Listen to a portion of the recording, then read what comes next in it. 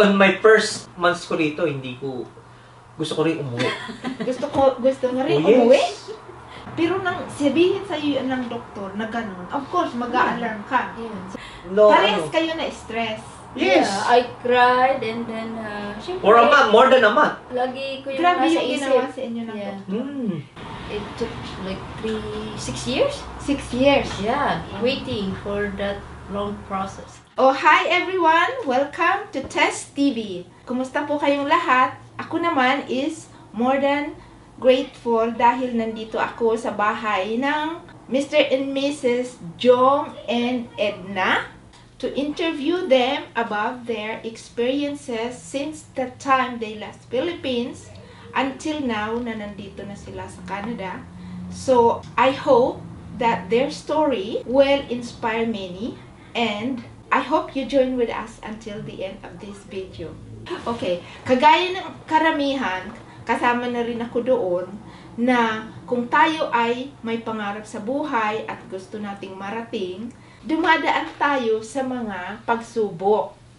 Sa kanilang mag-asawa, si Edna na unang umalis ng Pilipinas papuntang Canada as a contract worker. Yung iyong application ay medyo matagal yung process. Hanggang pang-tatlong application ka na tuloy. Yes.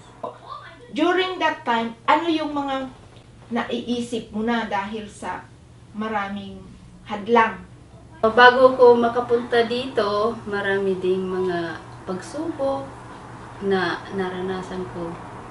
Yung una, bali 4 kami noon, including my mga magulang, tsaka yung isa kong kapatid na bunso. So, hindi yun nag-work out kasi I was already over age. Okay. Tapos, doon naman sa second application ko, yun na naman, hindi naman ako na-aprobahan kasi nagka-problema doon sa employer ko. Another, disappointment. So, after that, nag-re-apply again. Pang third time. Yeah, for the third time. As caregiver pa As a rin. caregiver. I-apply din. Hindi ka pa rin nag-give up? Yeah, yun nga. Pero, I tried again. For the third time For the yun? third time.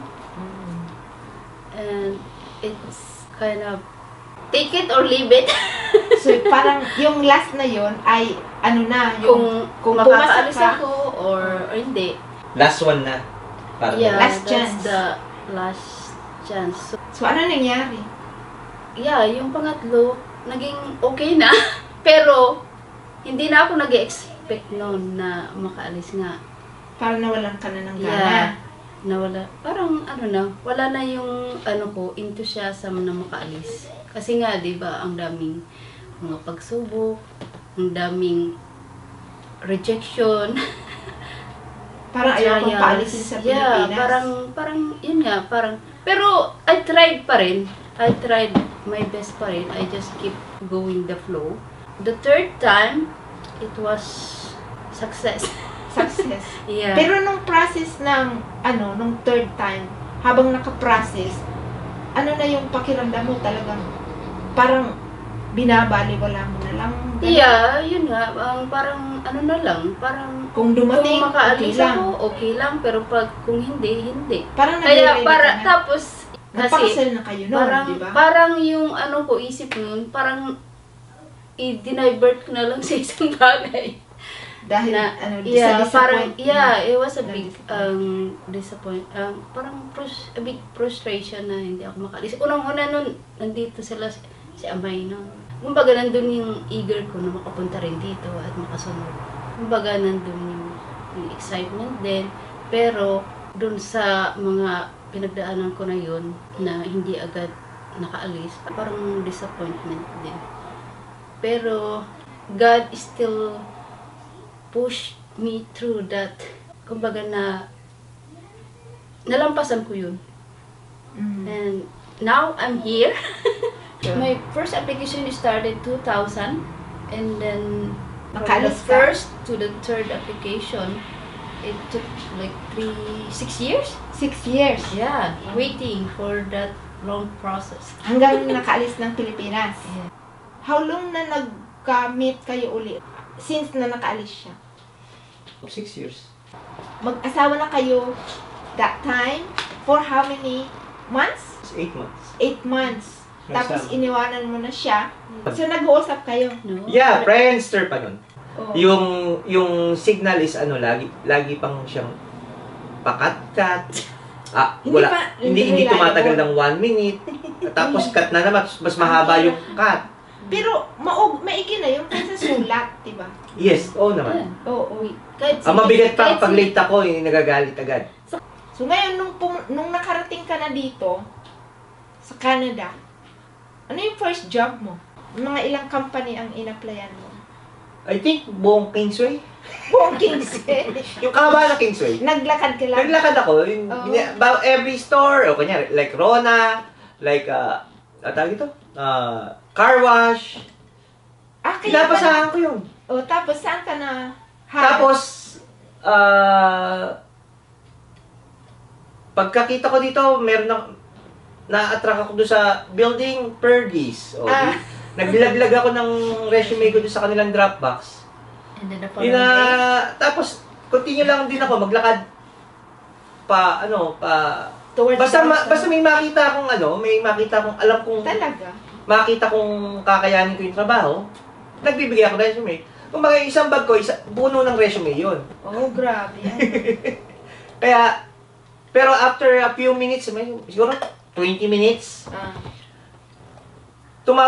may tumawag sa akin, ayun nga, sabi nga, Perdis, and can you mag-report sa... On that day? No, not that day, kumbaga, the following day. Day. Can you report tomorrow at 10 a.m. like that, mga ganun. Tapos, sabi ko, okay, I'll be there, ganyan.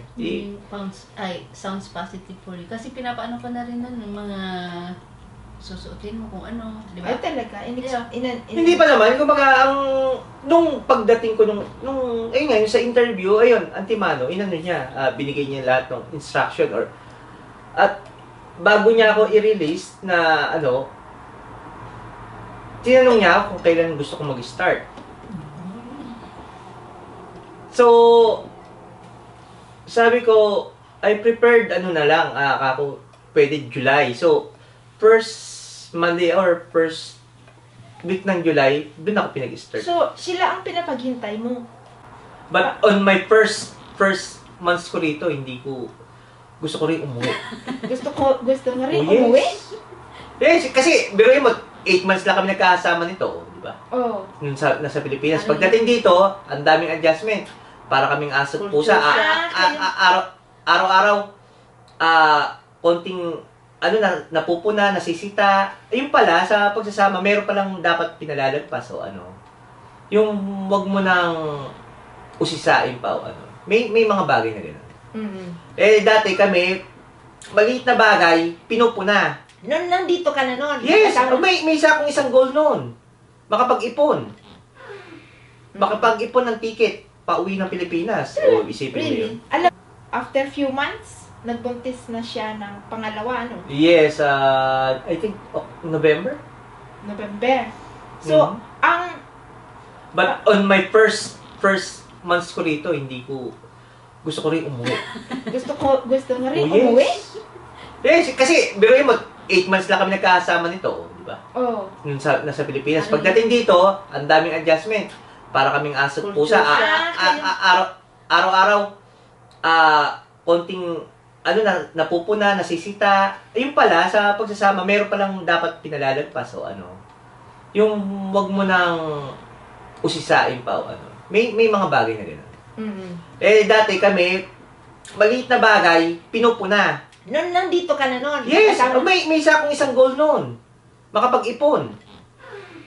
Makapag-ipon ng ticket, pauwi ng Pilipinas. O, isipin mo yun. Alam niya na yun? On my first Alam niya 3 yun? months, 4 months ganun. Sinabi mo sa kanya? Hindi ko sinasabi, pero ayun ang target ko noon.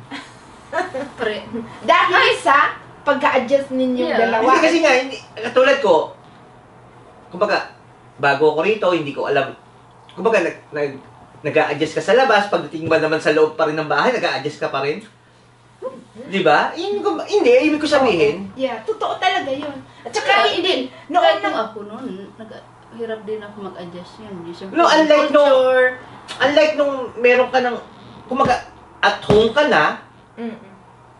kahit pumunta ka sa labas, at bago environment mo, doon lang yung adjustment ang mangyayari. Hindi ka tulad nung, pagdating mo ba sa bahay, hindi ka pa rin, lito ka pa rin. Di ba parang, Kasi parang ano, nandoon pa yung, ano po, mo pati yung culture shock. Ayun nga, yung pa isa. Kaya iba yung pakiramdam mo. Naranasan ko rin yan, na-feel ko rin yan. Kaya parang, through that, parang sensitive ka. Ayun nga eh. Hindi ka masyado, Hindi, ayun nga yung sinasabi, Di ba ganun? ayun nga yung sinasabi ko na hindi lahat Naging team pupunahin mo, papatulan mo. Awa na go home. Di ba? Hindi lahat. Kumbaga meron pala mga bagay na dapat mo lang din, Yeah. hayaan mo na. Dumadaan lang. Parang ganon. Dumadaan. Pero tingnan mo. So, tapos, nung nagbuntis ka ng pangalawa, parang may issue noon yung pagbubuntis mo, di ba? So, is another conflict na naman yun na na-encounter nyo. Ano na ako noon? Around 30, 33? So sabi, risky na daw. Tapos, Tapos, ano sabi ng doktor? sabi ng doktor, yung baby daw, there's a possibility na may Down syndrome daw. Pero ano naman, hindi ako naniwala. Based on what I feel, sabi ko, I'm okay. Wala naman akong sakit or nararamdaman. I feel okay. So, Pero- we kept the baby and then, yeah, nung pinanganak ko siya, healthy naman. Wala namang naging problema. Yeah. Pero nang sabihin sa iyo ng doktor na ganun, of course, mag-a-alarm ka. Yeah. So, ano yung naging resulta sa inyong mag-asawa? No talk. Dahil doon sa sitwasyon. No talk, no. Parehas kayo na stress. Yes. Yeah, I cried and then, syempre, For a month, more than a month. lagi ko yung Grabe nasa yung isip. ginawa sa inyo ng Yeah. doktor. Wala kaming kibuan yan sa bahay. Okay. Hello. So, hanggang, More than a month. so after a month, ano nangyari? Nung pumunta kami doon, sabi ko, ba't hindi tayo kung ano yung second option? Or second Nag-request opinion, kayo. gano'n, di ba? Nag-request kayo. Parang, ayun nga, parang gusto namin, nag-request kami mag-transfer na lang ng ibang ano. Doktor. Tapos, doon sa, bago ka nga kami inano nun, gusto pang iulit yung test at may Pare- bubutasin daw. Ay, kung ano yung bubutasin ka. Pero hindi tayo pumayag. Hindi na kami pumayag. Sabi ko kako, kung ano yung binigay sa atin, yun na lang, tanggapin na natin kung ano yan, kako. Pero, ayun nga, yung ginawa sa amin yun, nangyari sa amin yun. Malaking epekto sa inyo. Di na lang yun, di na lang sa akin yung pagbubuntis na lang nito. Syempre, ikaw ba naman stress? Syempre, apektado yung bata. Oo. Ayun ang ano, syempre, kapag stress ka, nakakain ka ba na maayos? Hindi. Nakakatulog ka ba na maayos? Hindi. Diba? Maraming talagang naging effect sa ano niya. Tapos, ayun pa, hindi ko pang makuhang kausapin to, hindi ko makuhang... Mas simple magulo usip ulo niya eh. Ayun nga biro mo, galing ka sa trabaho, pagka-uwi mo, wala kang... Basta ang ano lang namin is, ayun nga, dumating na rin doon sa point na yung pagdating ng appointment, doctor's appointment namin, doon lang uli kami nagkibuan. Pero ibang doktor na yun. Na-request ninyo. Sa ibang doktor. Yes. So, ano na yung naging result? Yun nga, merong inano sa amin na some test or ano, inoffer sa amin, pero hindi na namin in-accept. Continue na lang yung pagbubuntis. Kasi nga, ayun yung tanong, itutuloy niyo ba o hindi? Ayun ang tanong sa amin nung Yung huli. baby. Yes! Oh, ganun ang... Paano kung sinabi ninyo na hindi? Anong gagawin nila? I don't know. Siguro, tatanong ako. Ganun ang option. Oo, yun ang ano sabi, offer sa amin. Ano magiging ano sa'yo, di ba? Dating sa'yo. Yeah. Kasi kung ganun ang tinanong sa inyo ng doktor, ibig sabihin, alam nila na ganun ang sitwasyon ng bata. Yes. So, instead na i-uplift kayo, by asking that, mas lalo kayong madadown at matutrouble yung isip. So, paano nangyari after? Ayun nga, yung doon sa pangalawang doktor, ano na yun, lahat ng in-offer na test or exam na mag-undergo ng exam to, ay Di nyo dinidahid na namin lahat yung... Talagang naniwala na lang kayo Oh, sa Diyos. yes. Kung ano ibibigay sa inyo, Yeah. accept na. Yeah. Mhm. Sabi ko nga lagi, Panginoon ba sila? Yeah. Para magbigay ng... Option na ganun. Yes, saka Saka magbigay sabi ng ko- resulta, Antimano, Saka na sabi wala pa ko- yung bata. On our side, saka on their side, wala naman tayong ganun, lahi. So, sabi ko, Di ba? Parang... parang imposible. So, another trial na naman yun sa inyo. Pero, in the end, yung Yeah. bata ng pinanganak is Ay, very siya. healthy. Very At healthy. very handsome. Ay siya. Sa bawat may makwentuhan kong kaibigan na gano'n, ay ba masasabi mong MR? Ay, Kasi, no. ayun ang ano niya eh. Ayun ang ano ng doktor. Yeah. Lowest daw is MR. Grabe, ano. Ano kaya kung... Ang hirap isipin, ano. Eh, what if kung kaming dalawa is nag-decide na, o sige, tanggalin. Tanggalin. Ay, Kasi option na Yeah, binibigay diba? sa inyo eh. Grabe, ano. Nakakatakot. So, praise God kasi ginay kayo ng Panginoon at tingnan nyo naman. Na-bless kayo. So, after nun, ano na ang sunod na project ninyo? Ano na yung naging decision ninyo? ayun, mag-ipon para sa ano kasi. Nakaipon ka agad kayo at bumili na kayo ng bahay nun. Yeah, for... Nakabili na. Yung sunod na blessing na natanggap nyo. Maybe siguro, ano yun, reward ng decision. Yeah. Always. Because, Kasi- ayun nga dumating ako ng 2012, June 2012, December 2013, humahanap na kami ng bahay. Then, nakabili ka agad kayo. Nakalipat kami rito ng March. From tenant, naging homeowner. Yes. Yeah, so that was a great blessing. So, tuloy-tuloy na. Nag-iisip ka pa ba noon na umuwi sa Pilipinas? That time may... Kasi yung naipon mo, sobra-sobra ng pamasahe pa uwi ng Pilipinas, yung Hindi, pala ang- ay Hindi, kasi nang ibili ng bahay. Hindi, after pagkabili ng bahay, hindi lang pagkabili. Kumbaga may naipan down. Mm-mm. Tapos ayun, naghanap ako ng trabaho naisip ko malapit lang dito. Nakita ko yung Max's restaurant. Oh. Nag-apply ako. Paano ka nag-apply? Ayun nga, katulad ng dating gawi, pasa ng resume, then after a day lang ata, kinabukasan tinawagan ako, at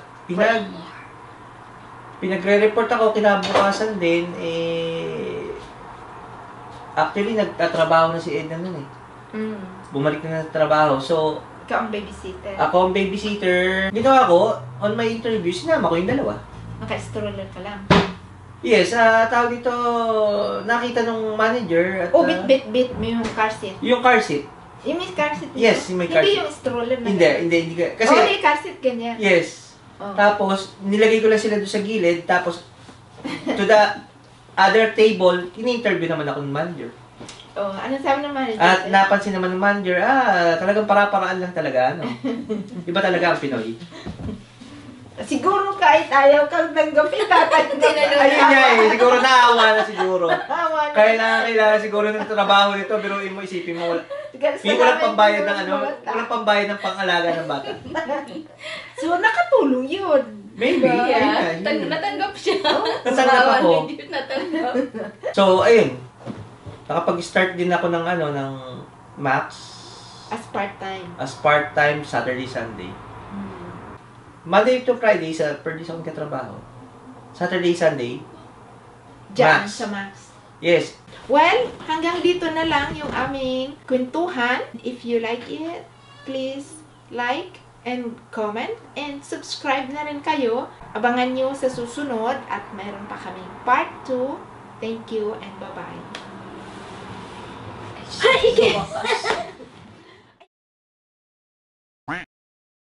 Tapos, doon sa pangatlo, doon ako,